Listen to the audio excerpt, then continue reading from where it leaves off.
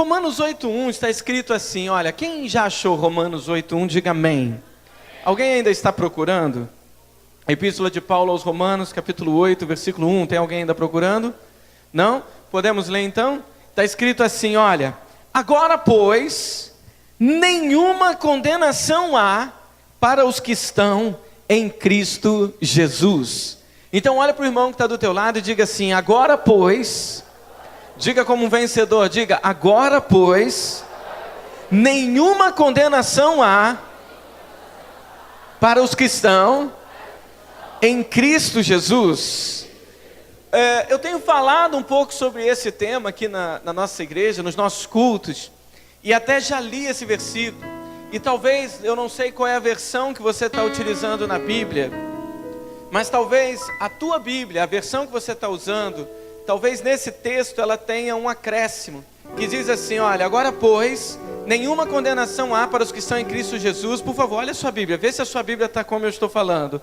Nenhuma condenação há para os que estão em Cristo Jesus, que não andam segundo a carne, mas segundo o Espírito. Tem alguma Bíblia que está escrita dessa forma? Levante a mão para eu ver. Pois bem, irmãos, esse acréscimo, na verdade, ele não consta no texto original. Eu não sei se você sabia disso, mas eu não sei se na sua Bíblia essa parte está entre colchetes. Confere aí, vê se está. A sua não está não? Não? Tem alguma aí que está, não? Tem ou não? Nenhuma. Mas em algumas versões ela está entre colchetes. Por quê? Porque a palavra do Senhor, o texto mesmo, o original, ele diz isso: nenhuma condenação há para os que estão em Cristo Jesus. E ponto. Que não andam segundo a carne, mas segundo o Espírito. Isso foi um acréscimo. Foi algo que no decorrer dos tempos, alguns teólogos acrescentaram. Você pode observar que quantos aqui estão com essa versão? Levante a mão. Olha só, a grande maioria não tem isso, porque isso não faz parte. E é sobre exatamente esse tema que eu quero falar com você, sobre o sentimento de condenação que vem cercando a vida dos crentes. Eu quero falar com você, querido, sobre esse sentimento de acusação, que acaba sendo a origem de todos os nossos problemas espirituais. Irmão, o inimigo, ele é chamado de acusador de nossos irmãos. A palavra diabo significa acusador. Então diga comigo assim, a palavra diabo significa acusador.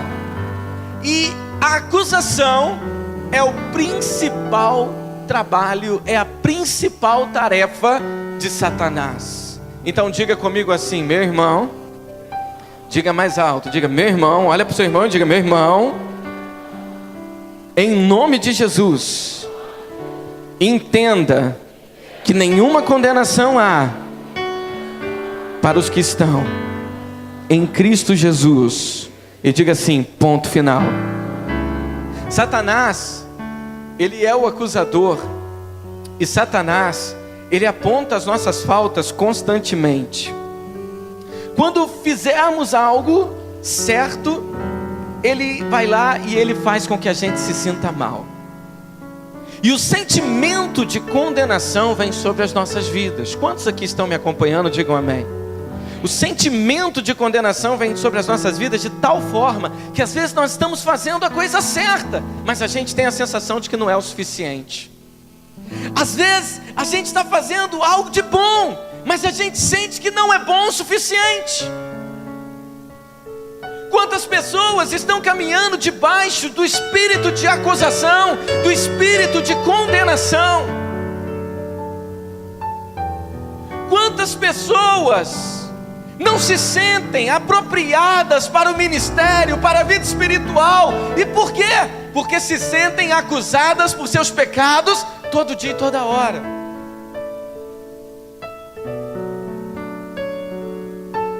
Sabe, existem pessoas, querido, que andam com uma sensação de condenação, um sentimento de condenação tão forte, que quando ela faz algo errado, ela não consegue esquecer, fica lembrando disso o tempo todo. Mas eu quero dizer algo para você, querido. Quem acusa o ser humano é Satanás. Olha o que está escrito aqui em Apocalipse, capítulo 12, versículo 10. Abra a tua Bíblia comigo em Apocalipse, capítulo 12, no versículo 10.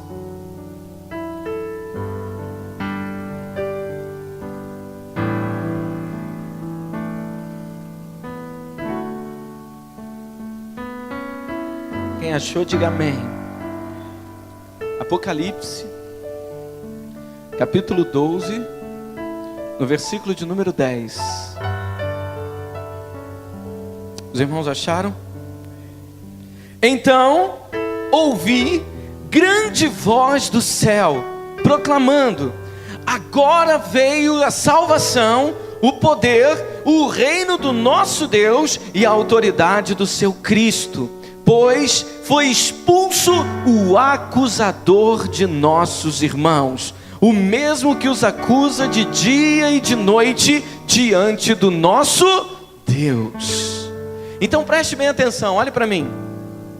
Existem muitas pessoas, existem muitos crentes que têm confundido a atuação de convencimento do Espírito Santo com a acusação de Satanás. E aí o que acontece? A pessoa ela é acusada o tempo todo pelo diabo, e ela, querido, ela não repreende essa acusação, ela não expulsa esse negócio da mente dela. Por quê? Porque ela acha, querido, que é a ação do Espírito Santo convencendo ela de algo. Quantos aqui estão me entendendo? Digam amém. E eu quero dizer para você, amado, a ação do Espírito, ela é totalmente diferente da acusação de Satanás. E eu vou explicar isso para vocês um pouquinho mais para frente. Eu só queria antes de estar falando dessa diferença, eu só queria estar falando um pouco sobre Romanos capítulo 8, no versículo de número 1. Romanos 8:1 diz que não há condenação mais sobre a sua vida. Então diga comigo assim: não há mais condenação sobre a minha vida. Diga mais uma vez: não há condenação sobre a minha vida. Por que não há mais condenação sobre a minha vida? Romanos capítulo 8, querido, é um texto que quando diz que não há condenação mais sobre a minha vida, esse texto não está falando da misericórdia de Deus, mas ele está falando da justiça de Deus. Por quê? Qual é a diferença? Porque misericórdia o Senhor ele utiliza com quem quiser, mas justiça ele tem que usar com todos. Por que então que Romanos capítulo 8, versículo 1 não se trata de misericórdia, mas se trata de justiça? Porque ele diz assim: olha, agora pois, nenhuma condenação há mais sobre a vida do Paulo, porque ele está em Cristo Jesus, amém ou não? Agora, por que não há mais condenação sobre a vida dele? É porque ele não peca mais? Não, não é isso não. É porque por todos os pecados que ele cometeu, que ele comete, e os pecados que ele ainda vai cometer, Jesus já foi condenado na cruz do Calvário por eles. Então o Senhor seria injusto se ele estivesse condenando Paulo novamente. Por quê? Porque por um mesmo pecado ele estaria condenando duas pessoas. Quantos estão entendendo o que eu estou falando? Ele estaria condenando o Paulo e ele condenou Cristo na cruz. Então olha para o irmão que está do teu lado e diga assim: meu irmão. Diga: meu irmão. Diga: meu irmão, está pago. Diga: está pago. Está consumado. Diga: você é livre. Diga: você é livre. Você é livre de toda condenação. Se você sente essa liberdade do Espírito na sua vida, eu queria que você aplaudisse ao Senhor bem forte.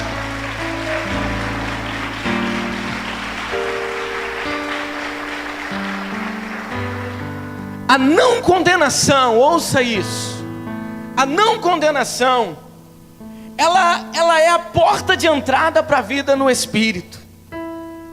Sabe? A não condenação significa que agora não há mais separação entre nós e o nosso Deus. E por que ela é a porta de entrada de uma vida espiritual sadia? Porque não é possível alguém ficar se sentindo acusado o tempo todo e ter saúde espiritual. Já viu aquelas pessoas que ficam assim: ai meu Deus, olha, hoje eu acho que eu pequei. Ai meu Deus, e agora, Senhor, me livra. Ai Senhor, agora acabei de olhar um negócio ali que eu não devia de ter olhado. Ai Senhor, tem gente, querido, que é completamente atormentado. Aí você fala assim, pastor, mas você está falando isso há 3 semanas. É verdade, talvez você ainda não entendeu isso. E talvez eu tenha que falar mais 3 semanas para você. E eu vou dizer uma coisa para você, querido. Uma boa comunicação não é o que eu falo, é o que você entende. E se você entende, significa que a comunicação foi boa. Mas se for necessário eu falar todo culto para você, de que não há mais condenação para os que estão em Cristo, eu vou falar. Por quê? Porque eu quero ver os crentes dessa igreja andando de cabeça erguida. Não quero ver nenhum crente andando acusado. Eu sou um miserável, eu sou assim, eu sou aquilo. Igual aquela canção que a gente de vez em quando ministra aqui do Thales. Irmão, não ministra, não vamos mais ministrar daquele jeito. Mesmo sendo assim, pobre pecador. Não, querido, você é filho de Deus. Pastor, mas eu cometo pecados. Você é um filho de Deus que às vezes comete pecados. Quantos estão entendendo o que eu estou falando? Diga assim, eu sou livre. A condenação, ela é a raiz de onde se origina todos os nossos problemas emocionais, problemas físicos, espirituais. E eu quero dizer para você, se você conseguir subjugar essa condenação na tua cabeça, você vai poder viver uma vida de vencedor e reinar nessa terra. Crente condenado, crente acusado, querido, ele não consegue reinar em vida. É o tempo todo se sentindo mal. Olha para o irmão que está do teu lado e diga assim, meu irmão, você não está mais debaixo da lei. Diga, meu irmão, você está na graça. Romanos capítulo 6, versículo 14. Eu queria que você abrisse a sua Bíblia. Nós temos usado esse texto aqui também com frequência.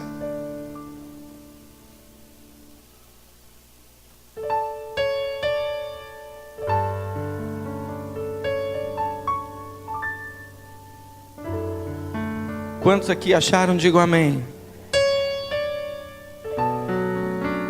Porque o pecado, o quê?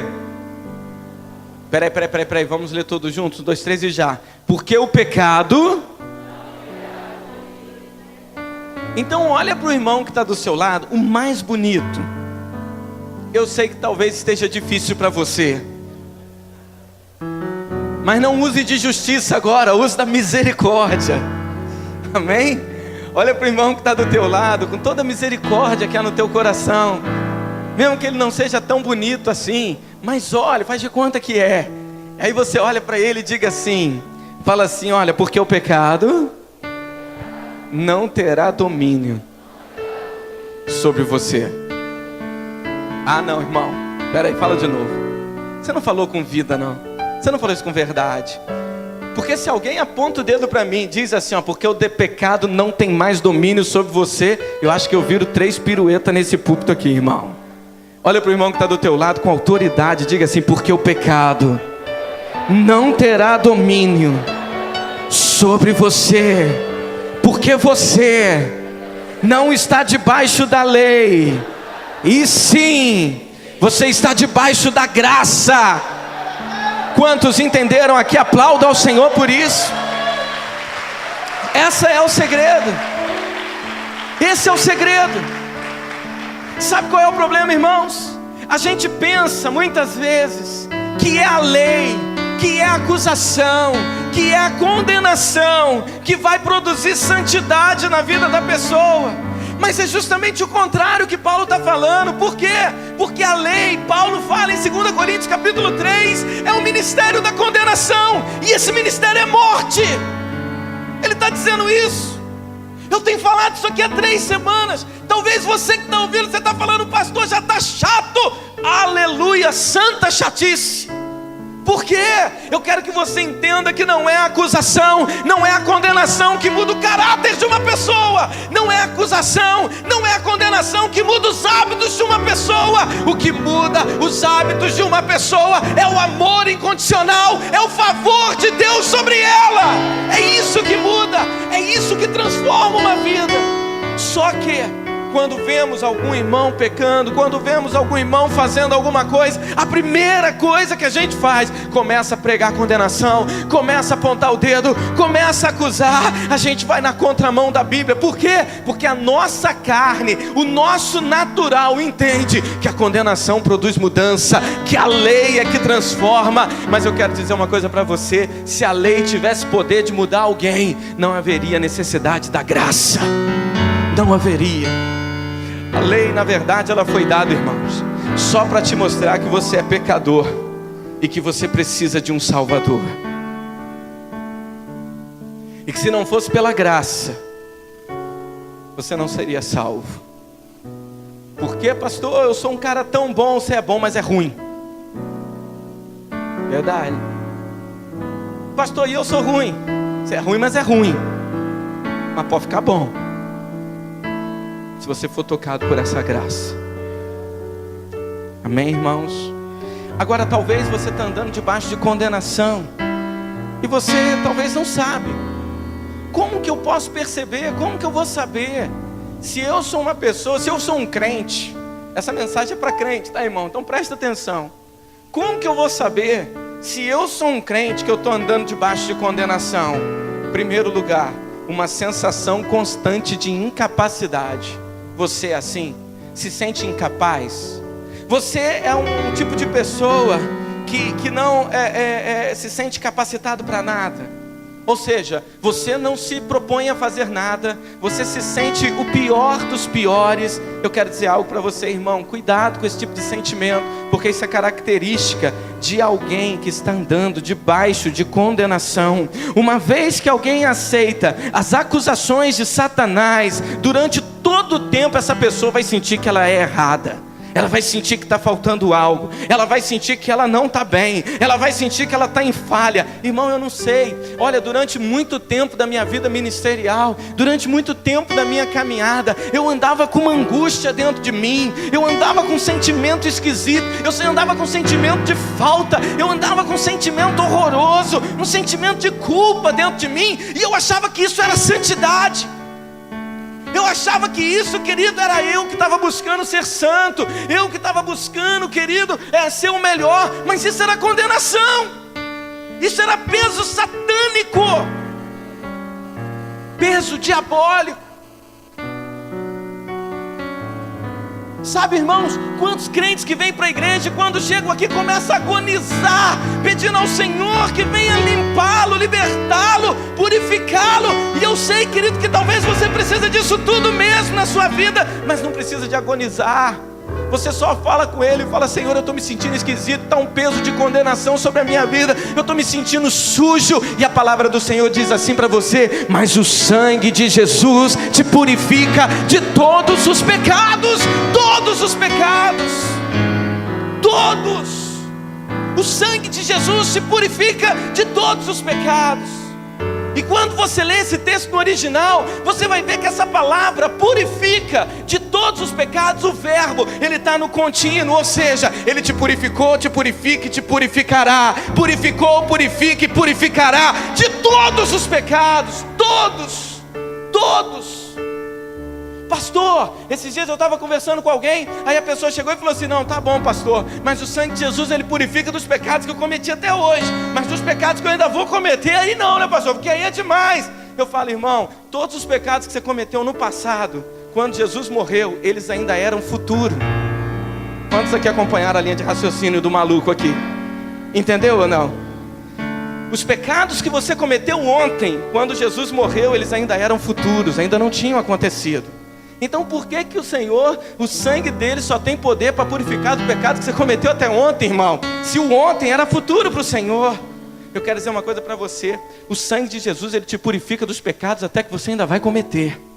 Aí você fala: pastor, isso não, peraí, meu Deus do céu, agora os crentes vão sair daqui pecando, vai ser um horror, um show de horrores essa igreja. Irmão, se os crentes saírem daqui pecando, significa que não são crentes. Significa que o Espírito de Deus não habita dentro deles. Porque aquele que é nascido de Deus não vive na prática do pecado. Não vive. Aqueles que estão debaixo da graça, o pecado não tem domínio sobre eles. Sabe, Tem gente que fica numa sensação de incapacidade. Se é convidado para falar numa reunião, se é convidado para falar numa célula, ele se esconde, ele não quer falar. Por quê? Porque ele se sente desqualificado o tempo todo. E se você for olhar a fonte dessa sensação de incapacidade, você vai ver que é condenação. Sabe, querido, eu quero dizer algo para você. Você deve rejeitar as acusações infundadas. Sabe, tudo aquilo que Satanás te acusa que não tem fundamento, rejeite ela. Mas até mesmo daquelas coisas que ele te acusa e que tem fundamento, rejeita também. Por quê? Porque o sangue de Jesus está sobre a tua vida. Segunda característica de alguém que vive sob peso de condenação é alguém que está sempre procurando o culpado. Lembra de Adão? Adão, ele pecou. O diabo foi lá, deu a fruta para Eva. Eva comeu a fruta, deu a fruta para Adão. Adão comeu. E o diabo mesmo, a gente conclui isso lendo o texto, que o próprio diabo chega para eles e deve ter falado assim: olha agora para você como é que você está. Você está nu. Você perdeu a glória de Deus. Aí ele se olha assim e ele começa a se sentir como? Acusado, condenado. E aí então o que o diabo faz? O que o homem faz? Ele se esconde. Diga comigo assim: o homem se esconde de Deus. Diga, o homem se esconde de Deus. Amém ou não? Quando Deus chega no jardim do Éden, na viração do dia, ele pergunta para o homem: onde estás?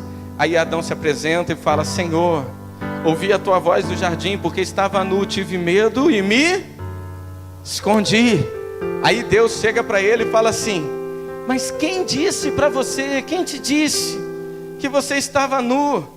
Adão, Adão, você comeu do fruto que eu disse que não era para comer? O que Adão tinha que falar? Comi, Senhor. Mas ele estava se sentindo tão condenado que a culpa não podia ficar só sobre ele, tinha que ter outro culpado. O que ele falou? Senhor, foi a praga da mulher que o Senhor me deu. O paraíso era paraíso até essa dona chegar. Ó, estava tudo certo na minha vida, estava tudo em ordem. Mas o Senhor resolveu de criar esse ser. O Senhor resolveu criar esse carcará. E olha a minha vida como que ficou. Então Adão pôs a culpa em quem, irmãos? Hein? Em quem? Ele pôs a culpa em Deus. Porque ele disse assim: foi a mulher que o Senhor me deu. Eu não pedi essa mulher. Então quem era o condenado na história aí? A culpa era de quem? Era de Deus. Você está entendendo? Quem se sente condenado quer culpar os outros. Quem se sente acusado quer acusar os outros. Sabe? Talvez você se sente condenado. Por quê? Porque de repente lá na tua célula não está fluindo, e você põe a culpa nos irmãos que são irresponsáveis. Talvez você se sente condenado. Por quê? Porque o teu filho, ele não está se formando aquela pessoa que você queria que ele fosse. E aí você começa a colocar a culpa nos outros. Eu quero dizer uma coisa para você, querido: não aceite condenação sobre a tua vida, não. E também não fique colocando culpa nos outros, não. Nenhuma condenação há para os que estão em Cristo Jesus. Amém, querido? A terceira característica de alguém que vive sob condenação é alguém que vive se escondendo. É alguém que se esconde de Deus, porque foi exatamente o que Adão fez. Ele se escondeu. Irmão, eu tenho muito medo de gente que falta muito culto. Fala a Deus! Aleluia! Não é verdade, irmão. Porque a pessoa que falta muito culto, a pessoa que começa a não vir em programação, logo na minha cabeça já começa: ai, ai, ai. Será que tem alguma coisa de errado? Para mim tem. Porque quem se esconde, irmão, é porque tem algo para esconder. Adão só se escondeu porque ele estava nu. E ele tinha medo, ele tinha vergonha de exibir a sua nudez. Quantos estão entendendo o que eu estou falando? Só se esconde quem tem vergonha de exibir o seu estado. Sabe, querido, não se esconda de Deus. Não se esconda na obra de Deus. Não se esconda da vida. existe um Deus que está contigo. Quarta característica de alguém que vive sob peso de condenação é a autopunição. É a pessoa que fica aceitando a condenação, dizendo: realmente eu mereço, eu sou uma peste. Olha, eu acho que a tua mão está até leve, Senhor, pesa mais porque eu mereço. Que isso, irmão? Sabe, tem gente que fica se punindo o tempo todo, sabe? E a autopunição, sabe o que é, irmão? É justiça própria. Para Deus isso não tem valor nenhum. Por quê? Porque é você o tempo todo querendo pagar por algo que já foi pago. É você querendo pagar com sua vida algo que já foi pago na cruz do Calvário por você. Judas, ele puniu-se, ele se matou. Por quê? Porque veio sobre ele o quê? Condenação. Não sei se o Senhor iria restaurá-lo, eu não sei qual era o propósito de Deus na vida de Judas, a Bíblia não deixa claro quanto a isso. Na verdade, eu pessoalmente até creio que não, eu creio que aquilo ali era filho do cão mesmo. Mas eu digo para você, querido, ele se matou porque ele não aguentou a condenação. Quantas pessoas estão se suicidando? Quantas pessoas estão desistindo da vida? Quantas pessoas estão desistindo, querido, da felicidade? Quantas pessoas estão desistindo dos sonhos? Por quê? Porque se sentem condenados. Eu quero te dizer uma coisa, irmão. A justiça de Deus, a justiça do Cordeiro, foi colocado sobre a tua vida. E hoje eu estou aqui para falar para você sobre a ação do Espírito Santo. O Espírito de Deus, Ele está agindo hoje neste lugar, como age todos os dias. Mas hoje, querido, eu quero trazer algo com clareza para você. Por quê? Sabe por quê, amado? Eu quero trazer algo com clareza porque tem muita gente que acha que o Espírito Santo é só para você ficar pulando. É para isso também. Mas o Espírito Santo, ele não é só poder. O Espírito Santo, ele tem algumas funções que eu quero compartilhar com você. E a primeira função que o Espírito Santo tem é convencer do pecado, da justiça e do juízo. Posso ouvir um amém? Posso ouvir um amém? Então abra a tua Bíblia comigo em João capítulo 16, versículo 7. Destravou o computador, Luiz, ou não? Destravou? Dá para colocar aqui João 16, porque esse texto seria tão bom ler com os irmãos.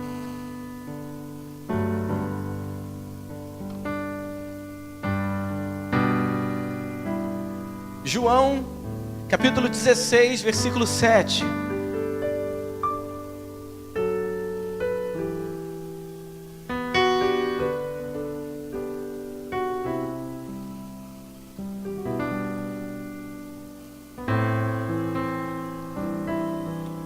Vamos ler juntos aqui em nome de Jesus, amém?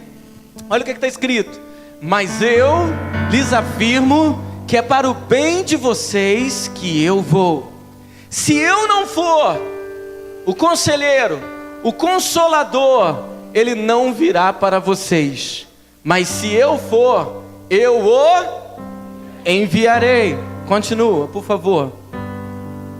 Quando ele vier, quem vier? O Espírito Santo, o Consolador, amém ou não? Quando ele vier, ele convencerá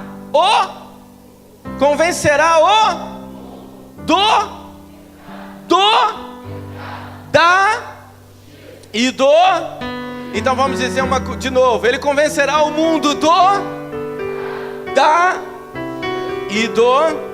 vamos ler o 9, por favor. Olha o que diz o próximo: do pecado, porque os homens não creem em mim. Pode passar. Da justiça, porque eu vou para o Pai e vocês não me verão mais. Amém? Amém ou não? Pode passar. E do juízo, porque o príncipe deste mundo já está condenado. Amém, amado? Amém mesmo? Quantos aqui conhecem esse versículo já? Levante a mão. Levante a mão quem já tinha lido esse versículo. O Espírito Santo veio para convencer o mundo do pecado, da justiça e do juízo. Levante a mão, por favor, eu preciso saber quem já tinha lido esse texto. Abaixo. E aí é que gera a maior confusão. Qual confusão? A confusão das pessoas acharem que muitas vezes o acusador, Satanás, está te acusando dos seus pecados, e a pessoa fala assim: se é o Espírito Santo que está colocando esse peso sobre a minha vida. Irmão, já quero te adiantar, o Espírito Santo ele não põe peso sobre a vida de ninguém. De ninguém. Posso ouvir um amém por isso? Então veja bem, esse texto, ele está falando o seguinte, que ele veio para convencer do perdão. Ele veio convencer o mundo do pecado, da justiça e do juízo. Observe, querido, que a palavra pecado, volte lá, Luiz, no versículo 9, se eu não estou enganado. Quando ele vier, convencerá o mundo do pecado. Então ele vai convencer o mundo. E quem é o mundo hoje? São aqueles que não creem em Cristo, irmão. Você é igreja, você não é mundo. Quantos estão entendendo o que eu estou falando? Só que tem gente que acha que é o seguinte: não, ele veio convencer o mundo do pecado. Então todas as vezes que eu peco, vem aquela voz assim: você pecou. Aí a pessoa fala assim: é o Espírito Santo. Irmão, entenda e aprenda a interpretar a Bíblia. Primeira coisa, ele está dizendo que veio convencer o mundo do pecado. Por quê? Porque se o mundo não for convencido do pecado, o mundo não se arrepende e não há salvação. Então o Espírito ele veio convencer o pecador. Ele veio convencer aquele que ainda não teve revelação do Cristo. Amém ou não? Segundo detalhe que você precisa aprender nesse versículo: a palavra pecado está no plural ou singular? Plural ou singular? Singular. Então eu quero dizer uma coisa para você. Quando disse assim, ele veio para convencer do pecado, quando a palavra pecado está no singular, no sentido geral, mas no singular, isso significa não os atos pecaminosos, mas a natureza pecaminosa. Então o Espírito Santo, ele não veio te convencer dos pecados, porque senão imagina só o Paulinho: eu sou o Espírito Santo, o Paulinho é um ser humano crente, e eu vim para convencer dos pecados, igual algumas pessoas creem. Por que você pensou nisso agora, hein? Hein? Você pecou. Se arrepende. Se arrepende, rapaz. Por que você está olhando para mim agora com esse olhar assim do tipo: vou te matar? Se arrepende. Está arrependido? Por que ontem você foi no forró? Hein? Hein? Se arrepende. Se arrepende. Por que ontem, quando o pastor Fábio ligou para você, você disse que para uma pessoa falar que você não estava em casa? Se arrepende. Você imagina você ter uma pessoa assim na sua cabeça o tempo todo? Esse espírito não é santo não, irmão. Esse espírito é do inferno. Está entendendo o que eu estou falando? Ele não veio convencer o homem dos pecados. Observa que quando Jesus ele curava alguém, ele dizia: filho, vai, os seus pecados, seus atos pecaminosos estão perdoados. Mas o Espírito veio para convencer do pecado. Isso significa natureza pecaminosa. Vou traduzir para o português, vou desenhar para você.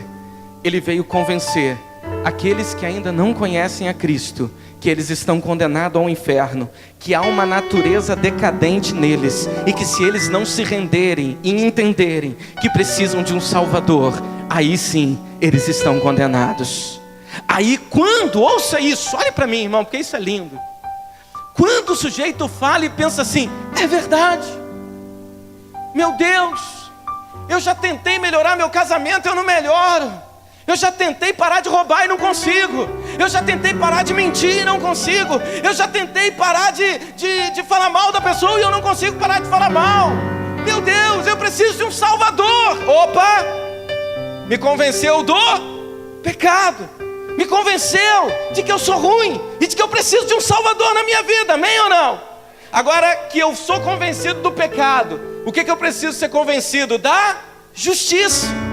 E o que é ser convencido da justiça? Olha só, passa o texto aí, Luiz, por favor. Passa aí o 9. Agora, Olha só, do pecado porque os homens não creem em mim. Agora, por que eu preciso ser convencido da justiça? Porque eu vou para o Pai e vocês não me... Por que ele disse isso? Sabe por que ele disse isso? Porque vamos voltar aqui, olha. Eu sou Jesus e ele é Pedro, o pecador, amém ou não? Me negou 3 vezes esse camarada, amém? O que ele merece? O que ele merece?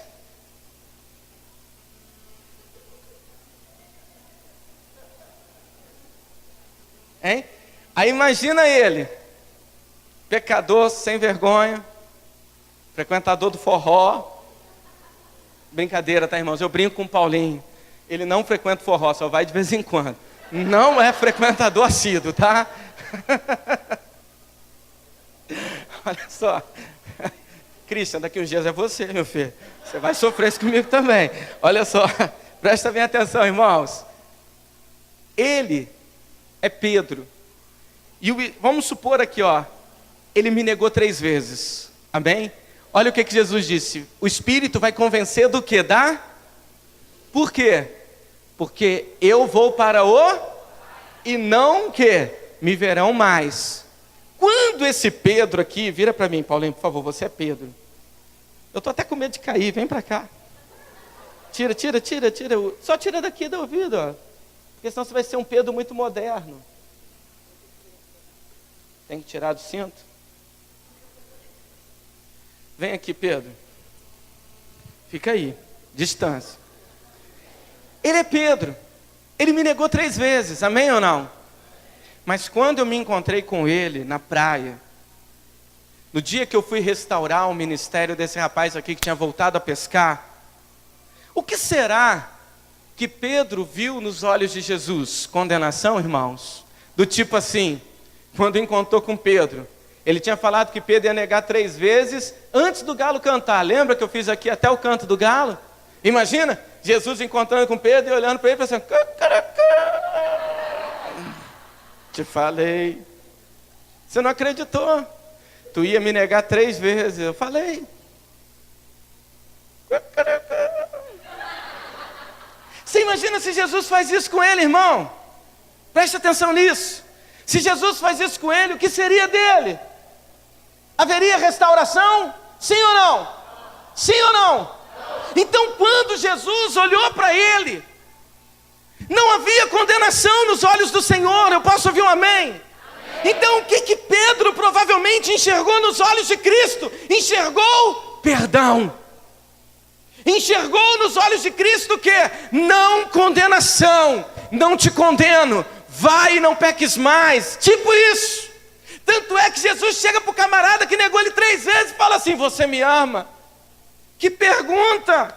O cara negou 3 vezes. Mas Pedro teve a oportunidade de olhar nos olhos de amor do Senhor e dizer: eu te amo, Senhor. Aí Jesus chega e fala assim: apacenta as minhas ovelhas. Irmão, eu vou dizer uma coisa para você: se um discípulo meu me negar uma vez só, eu não dou nenhuma célula para ele.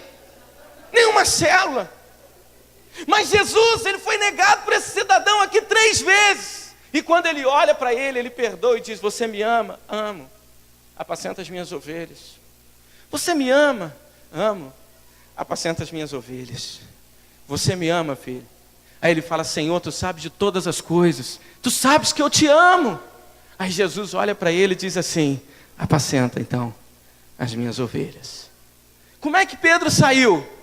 Eu fui perdoado. Amém ou não? Eu fui restaurado. Amém ou não? Mas agora o que aconteceu? Preste bem atenção. Eu, Jesus, eu subi. Eu fui para o Pai. E o Pedro não me vê mais. Amém ou não? Amém ou não? Vocês estão conseguindo acompanhar o raciocínio, irmão? Eu estou tentando desenhar aqui. Amém ou não? Eu sei que a arte do lado de lá não está muito boa. A do lado de cá está. Mas eu estou tentando desenhar para você entender. Amém? Então preste bem atenção. Aí esse Pedro aqui agora. Eu, Jesus, eu já fui para o Pai. Amém ou não? Aí esse Pedro aqui comete um pecado de novo. Como é que ele vai se sentir? Bem ou mal? Mal. Porque aquele que é nascido de novo, quando ele peca, ele sente-se mal. Aí vem o acusador. Miserável, você pecou, você não presta mesmo. Viu o que você fez? Aí, o Espírito Santo, ele vem, pelo fato agora de Pedro não poder mais olhar nos meus olhos Jesus como perdoador, o Espírito Santo veio para convencer ele e dizer: você é justiça de Deus, você é justiça, meu filho, nenhuma condenação há para os que estão em Cristo Jesus. Quantos entenderam isso aqui? Aplaudam ao Senhor bem forte. Está entendendo? Por que então que o Espírito veio convencer da justiça? Por quê? Porque ele não tem mais esse contato visual, ele não consegue mais ver esses olhos perdoadores. Então o Espírito Santo tem um acusador. Quem podia ser um acusador aqui? Léo, você é bom. O Juninho, cadê o Juninho? O Juninho hoje até me fez medo no encontro. Cadê o Juninho? Juninho, vem aqui, por favor, Juninho. Vamos participar, vamos fazer um teatro aqui. Aproveita que hoje eu estou com muito tempo, eu acho. Deixa eu ver se eu estou mesmo. Ih, irmão, estou com tempo de sobra. Meia-noite é cedo, vem. Vem cá. Por favor, você é Pedro, amém? Amém? Fica do lado dele. Aí, preste bem atenção. Ele pecou. Agora ele não me vê mais. Você é o diabo. Aí o que você vai falar para ele? Você vai acusar ele. Você não presta. Você é pecador. E aí, como é que ele vai ficar? Cabeça baixa. Amém ou não? Irmão, desculpe, é improviso, amém? Ele vai ficar de cabeça baixa. Ele vai se sentir mal. Quantos estão entendendo o que eu estou falando aqui? Digam amém. Mas aí o Espírito Santo, ele veio para convencer do pecado. O Senhor já tinha convencido ele do pecado, mas agora, como ele não vê mais os meus olhos, ele precisa convencer da justiça. Ele fala assim: não ouço aquela voz não, porque você é justiça de Deus. Amém ou não? Glória a Deus, amém? A justiça de Cristo está sobre a tua vida, meu filho. Quando o Pai olha para você, ele não vê a sua justiça, mas ele vê a justiça do Filho. Você é justiça de Deus. Aí o Espírito Santo, ele veio para convencer de uma terceira coisa: do juízo. Então diga comigo, do juízo. Por que ele veio convencer do juízo? Passa, Luiz Otávio. Porque o príncipe deste mundo... Aí ele está assim, ó, vamos supor, ele está em oração, e ele está dizendo assim: mas Senhor, o diabo é feio, ele é assim, e ele está falando isso, ele está dizendo aquilo. Mas aí o Espírito Santo, ele veio para convencer da terceira coisa. Ele disse assim: olha, mas ele já foi julgado, ele já está condenado, é ele que está condenado, você não, porque a condenação que estava sobre a tua vida foi paga na cruz do Calvário. Ele já está julgado, ele já está condenado. E quer saber de mais uma coisa, Pedrão? Ele já foi colocado debaixo dos seus pés. Debaixo dos seus pés. Então o Espírito Santo, ele veio convencer o pecador, aquele que não tem a Cristo, do pecado, da natureza pecaminosa. Ele veio convencer aquele que ainda não teve a revelação da cruz, que ele precisa de um Salvador. Mas depois que essa pessoa tem a revelação da salvação, do Cordeiro, ele convence o seguinte: porque ele vai voltar a cometer atos de pecado. Então o Espírito convence: tu és justiça de Deus. Mas Senhor, eu acabei de fazer uma coisa horrorosa. Você é a justiça de Deus. Mas Senhor, eu fiz coisas horrorosas. É verdade, você fez, mas você é justiça de Deus. Está consumado. É isso que o Espírito convence. Aí o diabo fica furioso e começa: não acredita, você é uma peste, olha, você está condenado. O Espírito fala assim: você não está condenado não. Romanos capítulo 8, versículo 1 diz: nenhuma condenação há para os que estão em Cristo Jesus. Quem está condenado é aquele ali, é ele que está condenado. E eu coloco ele agora debaixo dos seus pés, pisa na cabeça dele, porque ele foi dado autoridade. É isso, é essa que é a ação do Espírito. Quantos estão entendendo? Pode sentar, diabo. Ó, Juninho. Juninho, desculpa. Foi sem querer. Não foi por querer mesmo. Não foi brincadeira. Foi sem querer, eu falei. Você me perdoa, você não é isso. Tá? Você é um menino bonito e que Deus já está preparando uma corte para você. Receba. Aleluia. Segunda coisa que o Espírito Santo veio, irmãos, preste atenção aqui em mim. O Espírito Santo, ele veio testificar que nós somos filhos de Deus. Então, Juninho, volta aqui. Tem que continuar, volta aqui. Tira esse negócio aí, entendeu? Romanos capítulo 8, versículo 15, coloca aí para mim, por favor. Irmão, desculpe, foi tudo ensaiado. Eu com Deus.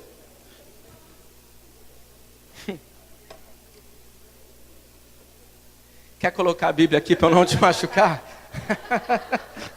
Olha só. Romanos capítulo 8, versículo 15. Olha o que está escrito aqui, ó. Pois vocês não receberam um espírito que vos... Para o quê?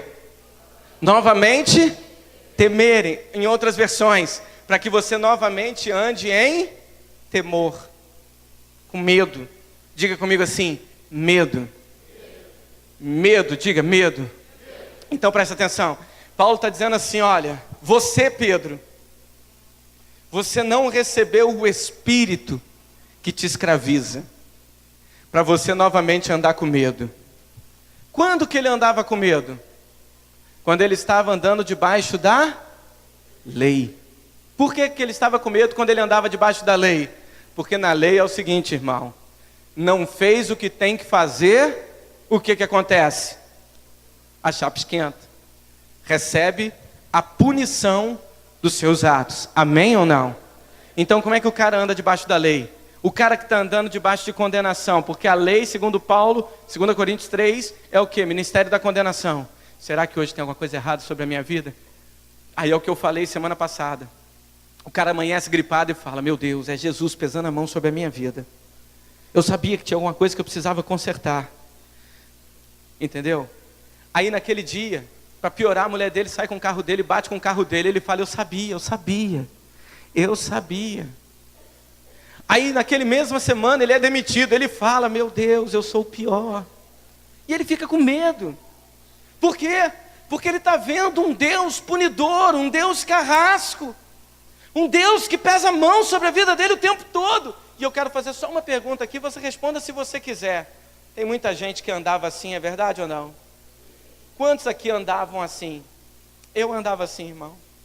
Eu andava debaixo dessa condenação. Sabe? Aí, olha o que Paulo está dizendo. Olha, Pedro, o espírito que está sobre você não é mais um espírito que te escraviza. Então o Espírito Santo, ele veio para testificar que ele é filho. Porque o diabo começa a falar na cabeça dele o quê? Agora eu vou ser o diabo, tá? Só um pouquinho. Você vai ser o Espírito Santo agora. Então você tem que dizer que ele é filho, tá? Quer ler o seu papel? Tá ali também, ó. Aí o diabo começa a falar assim, ó, você não é filho não. Se você fosse filho de Deus, você não faria o que você fez. Você está vendo como é que você é? Você está vendo como é que você é ruim? Isso que você acabou de pensar aí, ó. Se você fosse filho de Deus, você não ficaria dessa forma. Como que ele fica? Acusado, condenado. Mas a segunda coisa que o Espírito Santo veio fazer foi testificar que ele recebeu um Espírito que o adota como? Então o Espírito Santo fala o que para ele? Não liga para essa voz, você é filho de Deus. Aleluia, você é filho. Sabe, irmão, tu é filho. Olha para esse crente cheiroso que está do teu lado, e se ele é crente, você diga, você é filho. Diga, você é filho de Deus. Você recebeu um espírito de filiação. Sabe o que isso significa, irmão? O espírito da adoção, sabe o que significa? Sabe o que significa que o espírito te adotou? Significa, Pedro, vou te chamar agora de Pedro por causa do nosso teatro. Significa que Deus escolheu te amar. Ele escolheu te amar e Ele escolheu adotar você. E o que é adoção? É um filho escolhido. Esse aqui é meu, esse é meu. Sai para lá, coisa ruim. Agora ele é o diabo de novo, mas continua aí. Sai para lá, diabo, você não pode tocar nesse, porque esse é meu filho. Então isso significa que Ele te escolheu, Ele escolheu te amar, Ele escolheu te redimir, e agora você pertence à família de Deus. É isso. Sabe, irmãos, o termo adoção, algumas pessoas quando leem na Bíblia a questão da adoção, elas ficam um tanto assim preocupadas, porque a adoção parece uma coisa meio distante, não é verdade? Um filho adotado.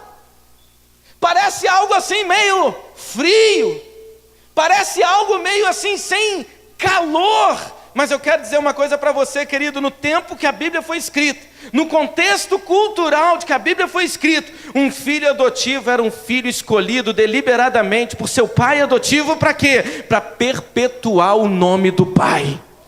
Então, quando Deus ele te escolheu adotar como filho, sabe para que foi? Para que você perpetuasse o nome dele, para que você não somente fosse filho de Deus, mas que você gerasse novos filhos de Deus. Amém ou não? Outra coisa que diz aqui, era um filho escolhido deliberadamente pelo pai adotivo para perpetuar o nome da família. E agora vem a segunda parte boa: herdar todos os seus bens. Então, quero dizer algo para você. Você é filho de Deus. Você acredita nisso? Isso não é uma sugestão humana. Isso é o testificar do Espírito. É o Espírito Santo que diz que você é filho de Deus. O inimigo, ele diz que você é pecador. O inimigo diz que você não presta. O inimigo diz que você não vale nada. Mas eu estou aqui como Espírito Santo para dizer para você: você é filho amado. Você foi escolhido. Essa é a segunda função do Espírito. A terceira função do Espírito Santo, sabe para que é? Para testemunhar que nós fomos o quê? Perdoados. Amém ou não? Abra sua Bíblia comigo em Hebreus capítulo 10, versículo 15. Hebreus 10, 15. Volta aqui para perto do inimigo. Volta aqui. Você já virou inimigo de novo, tá? Só para deixar as coisas claras aqui. Você é do mal e eu sou do bem. Olha só. O Espírito Santo também nos testifica, ou seja, ele nos dá testemunho. Ele nos dá o que, irmãos? Testemunho. E que testemunho que ele nos dá? Ele testifica, ele dá testemunho a este respeito. Que respeito? Sobre o que ele testemunha? Ele diz o seguinte, vai lá, passa para o 16. Esta é a aliança que farei com eles, depois daqueles dias, diz o Senhor. Porei as minhas leis em seu coração e a escreverei em sua mente. Pode passar. E acrescenta: dos seus pecados e iniquidade, o quê? Ficarei lembrando você todos os dias. Você pecou. Olha como é que você é. Olha, o pai deu o filho por você, você pecou. Olha como é que você é. É isso que está dizendo que o Espírito Santo testifica? O que o Espírito Santo testifica todos os dias? Que ele foi o quê? Hein? Cadê?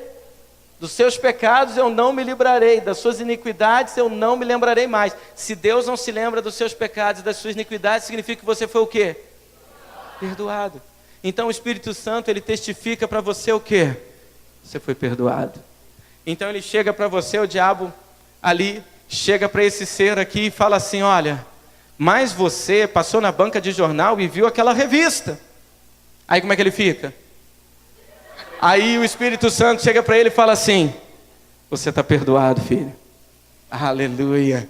Aí o diabo chega para ele e fala assim: mas você, antes de sair de casa, você brigou com a sua mulher.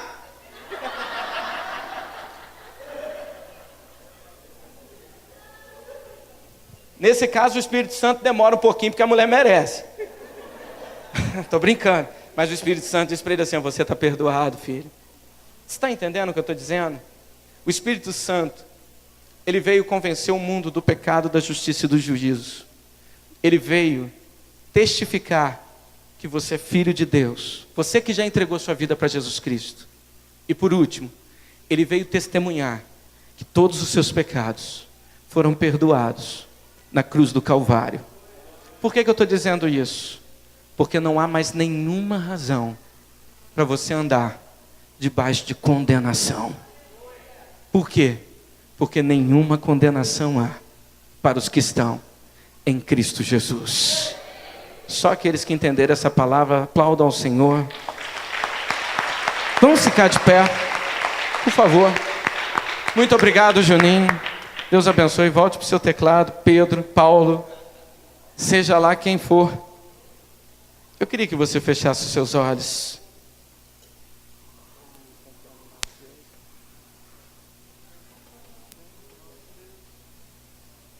Queria que você fechasse seus olhos.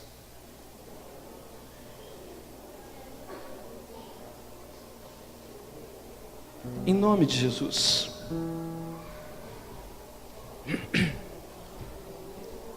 Feche seus olhos.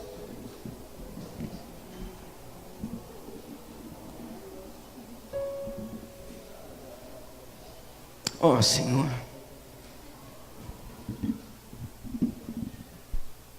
Feche seus olhos, querido.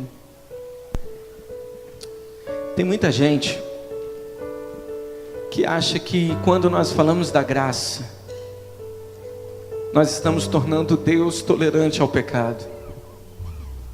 Não, irmão. O salário do pecado é a morte. Isso é Bíblia. E isso está escrito na graça. Foi na aliança da graça.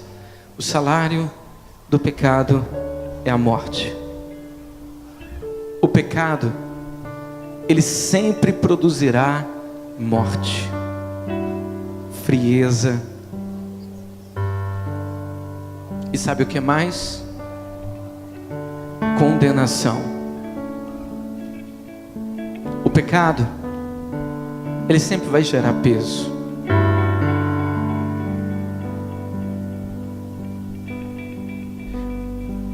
Mas entenda o que a palavra diz em Romanos capítulo 7.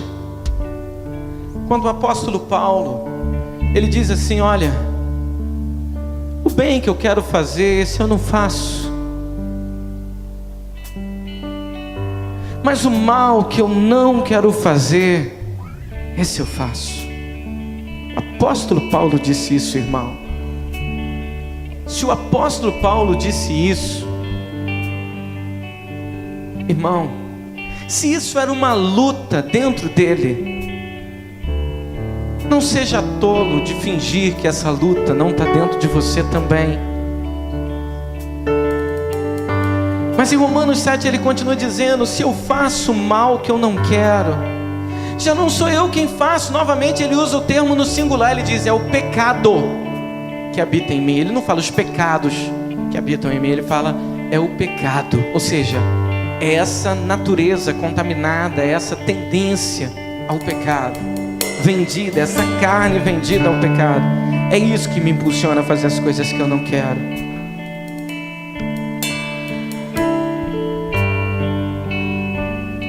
Talvez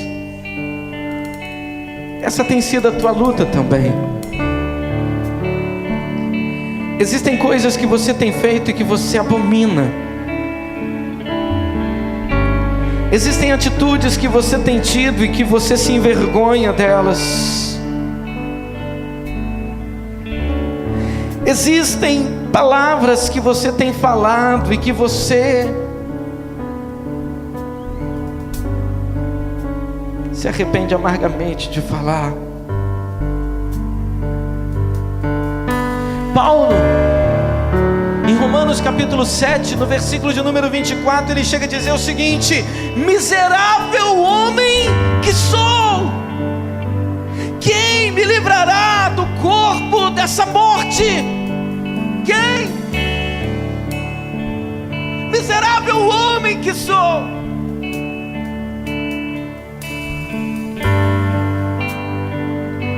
Mas ele termina o capítulo 7 dizendo o seguinte: graças a Deus por Jesus Cristo nosso Senhor, de modo que eu, mesmo com entendimento, sirvo a lei de Deus, mas com a carne, a lei do pecado. Ele está dizendo o seguinte: olha, no meu íntimo, com o meu homem interior, eu sirvo a lei de Deus, eu quero as coisas de Deus, mas a minha carne, ela pede o pecado, a minha carne quer o pecado. E eu me sinto mal, eu me sinto condenado, eu me sinto acusado. Aí no capítulo 8, no versículo 1, em sequência, eu não sei se você sabe, mas a Bíblia ela não foi escrita originalmente com capítulos e versículos.